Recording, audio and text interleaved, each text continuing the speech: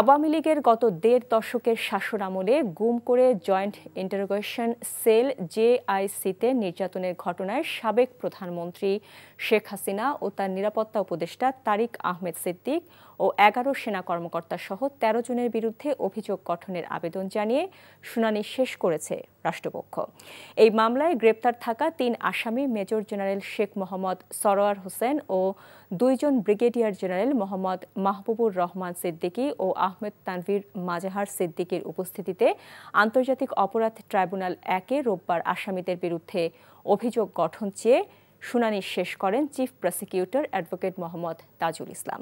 শুনানিতে chief prosecutor ২০১৫ সালের ২২ October থেকে ২০২৪ সালের ৬ আগস্ট পর্যন্ত সময়ের মধ্যে ২৬ জনকে গুম করে জেআইসিতে নির্যাতনের ঘটনার অভিযোগ তুলে ধরেন ট্রাইব্যুনালে।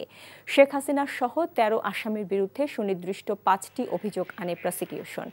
এই মামলায় পলাতক আসামি ডিজিএফআই-এর সাবেক ৫ জন মহাপরিচালকের পক্ষে রাষ্ট্রনিযুক্ত আইনজীবী ও গ্রেফতার থাকা আসামিদের পক্ষে তাদের আইনজীবীদের অব্যাহতির আবেদনের ওপর শুনানির জন্য আগামী মঙ্গলবার দিন ঠিক করে আদেশ দিয়েছে ট্রাইব্যুনাল ১।